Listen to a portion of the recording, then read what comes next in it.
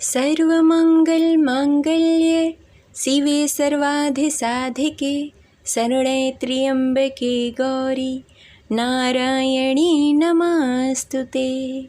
जय माता दी, जय शिव शंभु, हर हर महादेव। आप सभी को सावन की दूसरी मंगला गौरी व्रत की हार्दिक शुभकामनाएं।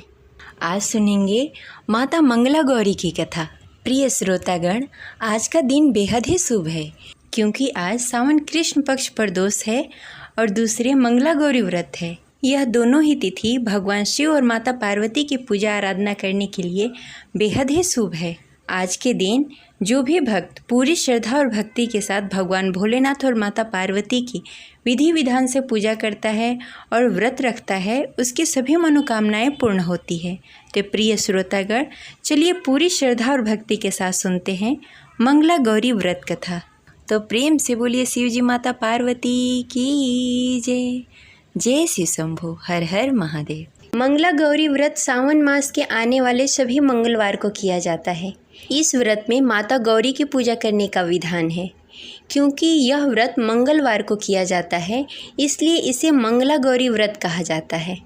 माना जाता है कि जो भी मंगला गौरी व्रत को करता है उसे अखंड सौभाग्य की प्राप्ति होती है, पुत्र प्राप्ति होती है और भगवान शिव और माता पार्वती का आशीर्वाद प्राप्त होता है। जो भी कुंवारी कन्याएं हैं जिनके कुंडली में मांगलिक दोष है, इस व्रत को करने से उस दोष से मुक्ति मिल जाती है और माता गौरी की कृपा प्राप्त होती है। तो आइए पूरी श्रद्धा और भक्ति के साथ सुनते हैं मंगला गौरी व्रत कथा। कथा शुरू करने से पहले इस वीडियो को लाइक करके कमेंट बॉक्स में जय माता गौरी अवश्य लिखें। अगर आप हमारे चैनल पर नए हैं तो इसे सब्सक्राइब करके बेल आइकन को प्रेस कर लें। अगर आपकी कोई राय या सलाह हो तो कमेंट करके ज़रूर बताएं। मंगला गौरी व्रत पौराणिक कथा के अनुसार एक समय की बात है।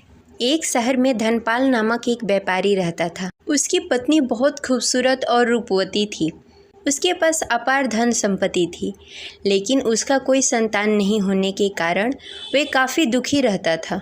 ईश्वर की कृपा से उसको एक पुत्र की प्राप्ति हुई, लेकिन वह अल्प आयु था।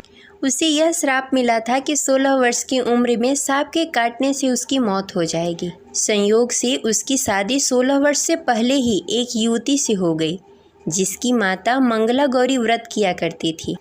परिणाम स्वरूप उसने अपनी पुत्री के लिए एक ऐसी सुखी जीवन आशीर्वाद प्राप्त किया था जिसके कारण वह कभी विधवा नहीं हो सकती थी।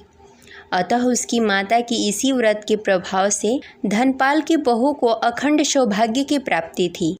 इस वजह से धनपाल के पुत्र ने 100 साल की लंबी आयु प्राप्त की। तभी से मंगला गौरी व्रत की शुरुआत मानी गई है। इस कारण से सभी नवविवाहित महिलाएं इस व्रत को करती हैं तथा मंगला गौरी व्रत का पालन करती हैं और अपने अखंड सौभाग्य और पति की लंबी आयु के लिए और पुत्र प्राप्ति के लिए कामना करती हैं। जो महिलाएं इस व्रत का पालन नहीं कर सकती हैं, सावन के हर मंगलवार को माता गौरी की विधि विधान से पूजा करें और इस व्रत कथा को पढ़े या सुने। सिर्फ इतना करने मात्र से माता गौरी का आशीर्वाद उन्हें प्राप्त होगा और अखंड सौभाग्य की प्राप्ति होगी। जो महिलाएं इस उपवास का पालन नहीं कर सकती हैं, वे कम से कम पूजा अवश्य करें और कथा सुनें। इस कथा को सुनने के बाद विवाहित महिलाएं अपनी सास तथा ननद को 16 लड्डू देती हैं। इसके बाद वे यही प्रसाद ब्राह्मण को भी देती हैं। इस विधि को पूरा करने के बाद व्रती 16 बाती वाली दिए से देवी की आरती करती हैं। व्रत के दूसरे दिन बुधवार को देवी मंगला गौरी की प्रतिमा को नदी या पोखर में विसर्जित कर देती हैं। अंत में माता गौरी के सामने हाथ जोड़कर अपने समस्त अपराधों की क्षमा मांगती हैं और इस व्रत की पूजा और व्रत में जो गलतियां हुई है उसके लिए क्षमा मांगती हैं। यह व्रत लगातार 5 वर्षों तक किया जाता है। अतः शास्त्रों के अनुसार यह मंगला गौरी व्रत नियमों के अनुसार करने से प्रत्येक मनुष्य को वैवाहिक सुख में बढ़ोतरी होकर पुत्र पौत्र आदि भी अपना जीवन सुखपूर्वक गुजारते हैं। ऐसी इस व्रत की महिमा है। मंगला गौरी व्रत पूजा विधि।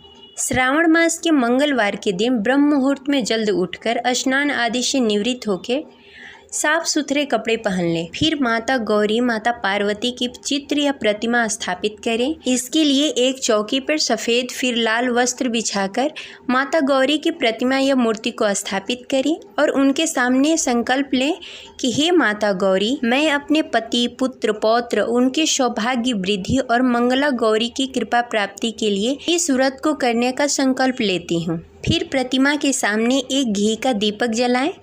वो दीपक आटे का होना चाहिए। दीपक ऐसा हो जिसमें 16 बाती लगाई जा सके। फिर माता मंगला गौरी के 16 पूजन करें, अर्थात सभी वस्तुएं 16 की संख्या में होनी चाहिए।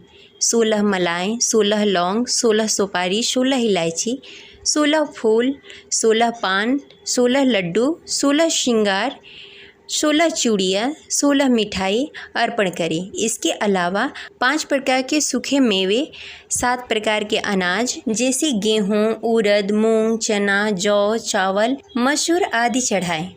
पूजन के बाद मंगला गौरी माता का कथा सुने या कथा पढ़ें। इसके बाद आरती दिखाएं और पूजा संपन्न करें। इस व्रत में एक ही समय अन्न ग्रहण किया जाता है और पूरे दिन माता पार्वती की आराधना की जाती है। शिव प्रिय माता पार्वती को प्रसन्न करने वाला यह व्रत करने वालों को अखंड सौभाग्य की प्राप्ति होती है और पुत्र प्राप्ति का सुख मिलता है। माता गौरी की पूजा करते समय आप इन सब मंत्रों का उच्चारण कर सकते हैं। ओम उमा महेश्वराय नमः, या फिर ओम ह्रीं मंगलाय गौरी विवाह बाधाय नाशक स्वाहा, या फिर गढ़ गौरी शंकराधांगिनी यथा तत्व शंकर प्रिया माँ करो कल्याणी कांत कांता दुर्लभाम। या फिर आप इस मंत्र का जाप कर सकते हैं।